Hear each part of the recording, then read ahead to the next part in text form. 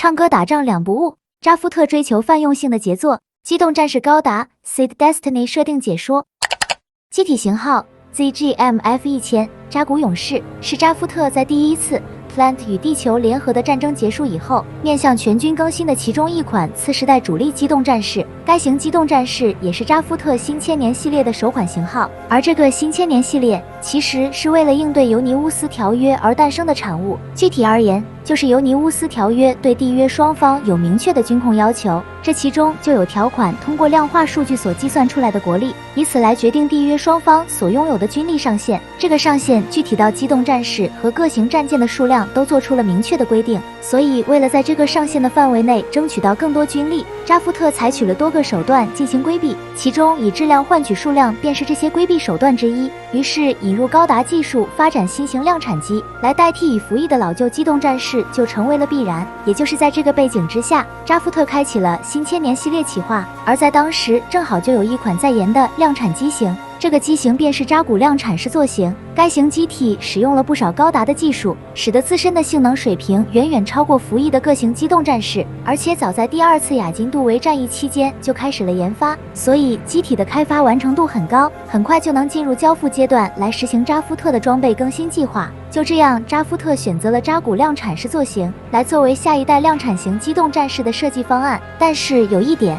扎古量产式座型使用了核能作为动力，因而相应装备的反中子干扰设备违反了尤尼乌斯条约，所以最终定型的扎古勇士就移除掉了反中子干扰设备，改用常规动力，连同 PS 装甲和武器配置也相应进行了更改。而修改后的方案就是将 PS 装甲换成了常规装甲，近战武器则由原来的高周波刃斧换成了 MAM8 型光束斧，并且给盾牌增加了内置空间来容纳这把光束斧。当需要进行近战的时候，就会从盾牌中弹出，然后通过手持以挥砍的方式与敌方展开战斗。虽然招式简单粗暴，但破坏力巨大，而且还能作为投掷武器，直接在远处向对手抛掷攻击使用，作用跟光束回旋镖一样，能够起到突袭的效果，令对手防不胜防。然后就是盾牌的尖刺结构仍有保留，这样在进行近战时就可以使用冲撞的方式向对手攻击。可以说有了这两件装备以后，让扎古勇士的攻击变得丰富多样。然后右手携带的还有一把 MMIM633 型光束突击枪，这把武器最大的特点是采用弹匣进行功能，可以很明显的看到在顶上有个比较大的圆形弹鼓，用法跟实弹武器的弹匣一样，在能量耗尽以后直接卸下换上即可。所以额外还有2个备用弹匣附在盾牌的内侧，以便在战斗中随时进行更换。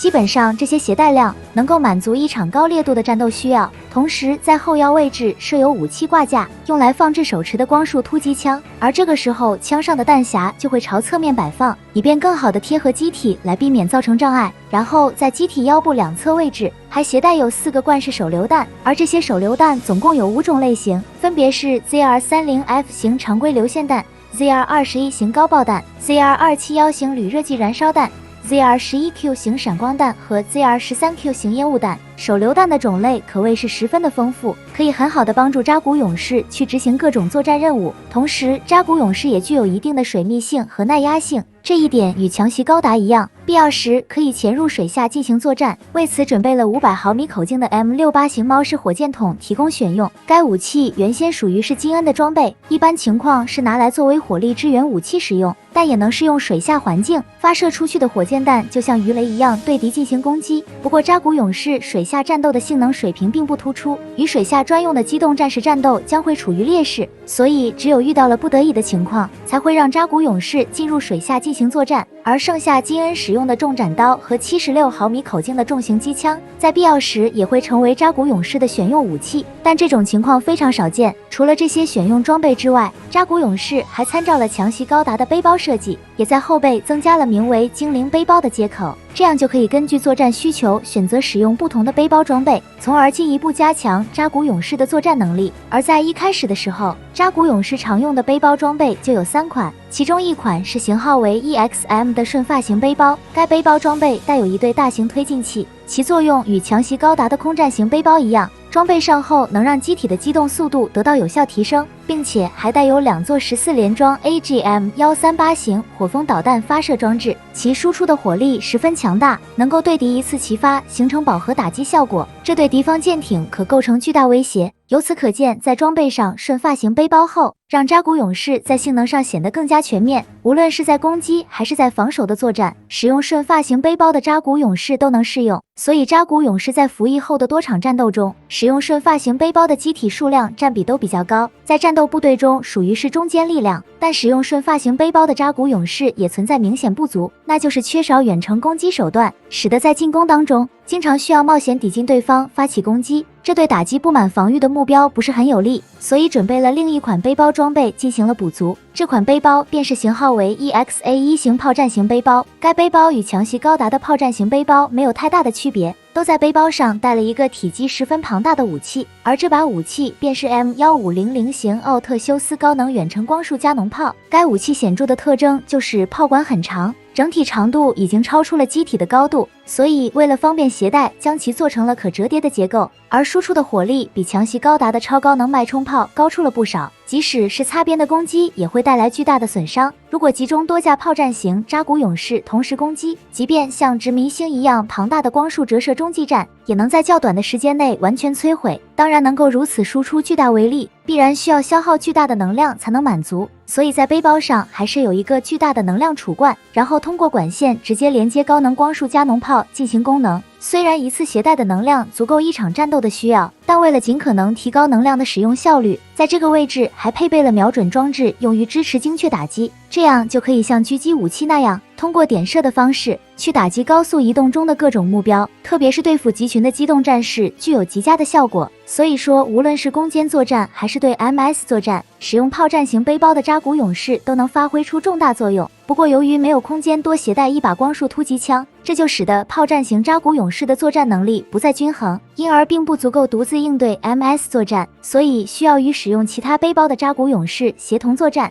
为此还新增了另一款背包装备，来加强近距离的作战能力，而这个背包装备便是型号为 EXK 型的斩击型背包。这个背包最大的特点也在于武器，其中手持的武器是一把 MAMR 型 G7 长柄光束连斧。从造型上可以看出，这把武器其实是镰刀和双面斧的结合体，其中镰刀部分属于是实体武器，刀刃部分十分锋利，可以破坏使用常规装甲的机动战士，而另一端则是输出光束的双面斧，作用机制与盾牌内置的光束斧一样，能对使用 PS 装甲在内的目标造成重大破坏。同时为了方便进行携带，这把武器采用了可折叠伸缩的结构，这样整体的体积就缩小了不少，然后就能像光束突击枪那样挂在机体后腰位置的挂架上，以此方便扎古勇士换手使用其他装备。接着是在后背的背包装备上，还安装有2门 MMIM826 型9头蛇6管加特林光束机枪，该武装补足了扎古勇士没有安装近防机炮的空缺，其强大的火力输出瞬间就能形成弹幕，从而将各种来袭的导弹全部拦下，并且在近距离的范围内，这2座机枪产生的威力也足够击破机动战士。到这里可以确定，扎古勇士的这3款背包装备以3架机体为一队的作战单位，使用不同背包刚好就可以构成完整作战能力。可以说，这3款背包装备成功帮助扎古勇士在各方面的作战性能拓展了不少。当然，除了精灵背包这一大系统功能之外，扎古勇士在机体结构上也进行了重大改进。可以看到，在机体腰部和腿部等位置都用管道将4肢与动力装置进行了连接，因此这个管道就称为动力管。这个动力管可以提升机体机动时的反应速度，这也就使得驾驶员在驾驶机体的延迟感大大降低，不再有像驾驶金恩时比较笨重的感觉，这样在驾驶上的舒适感就明显得到了提升。然后就是在肩膀的连接部位使用了球形结构，这样挂在肩膀上的盾牌就会始终保持稳定，不会随着手臂的动作而大幅度摆动。接着是驾驶舱和操作系统也进行了重大改进，主要变化的地方是顶部增加了新的控制面板，这个控制面板与大型飞机的顶部控制面板一样，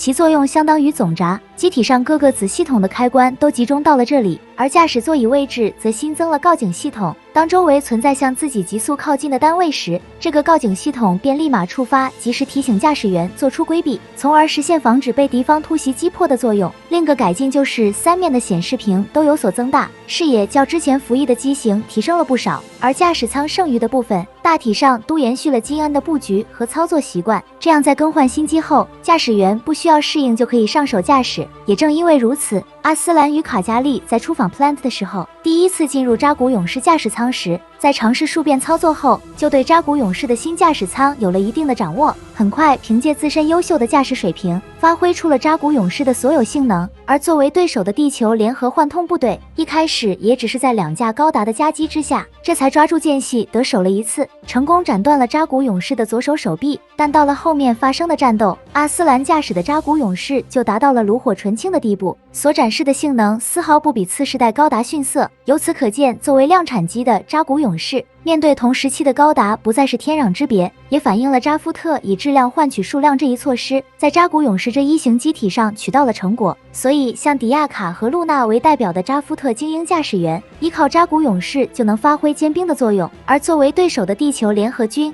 即便是派出幻通部队的生体 CPU， 也未必能在红衣驾驶的扎古勇士上能占到什么便宜。而这一点在露娜与斯黛拉的战斗中就得到了体现。面对性能比扎古勇士更强的盖亚高达，露娜驾驶的扎古勇士并没有显现出太大的劣势，即便被盖亚高达攻击得手，露娜仍能迅速让扎古勇士做出调整，并向盖亚高达做出反击。由此可见，作为量产机的扎古勇士，在攻防两端的性能表现上，与次世代高达属于同一个水平。这就使得胜负的决定性因素在很大程度上由驾驶员的驾驶水平来决定，特别是阿斯兰驾驶的扎古勇士从宇宙坠入地球时，与大气层摩擦产生的高温并没有导致扎古勇士直接损毁，而且驾驶舱内的气压和温度始终保持着稳定，没有出现强袭高达坠入大气层时产生的高温波及到驾驶舱的情况。可见扎古勇士在抗高温方面提高了不少，而且其他方面的性能水平也高过了强袭高达，仅在防护上无法与使用 PS 装甲的强袭高达相比。除了战斗之外，还出现了一架用于进行演出活动的扎古勇士，而这架扎古勇士便是米亚坎贝尔的座机。由于米亚是迪兰达尔议长用来假冒拉克斯的人选，所以平时的主要活动就是四处举办演唱会，利用拉克斯的影响力来为迪兰达尔议长笼络人心。因而他的座机为了满足演唱会活动的需要，将外观涂装改成了十分绚丽的颜色，这样扎古勇士就成为了演唱会的舞台。当米亚在这架扎古勇士上进行演出时，就会给观看演出的人增添了一份传奇的色彩，以此形成的传播效应也就会扩散到更多的人群当中。不过能够想到选择扎古勇士来做舞台，在某种程度上也说明了扎古勇士已经代替金恩，从此成为了扎夫特新时代的象征。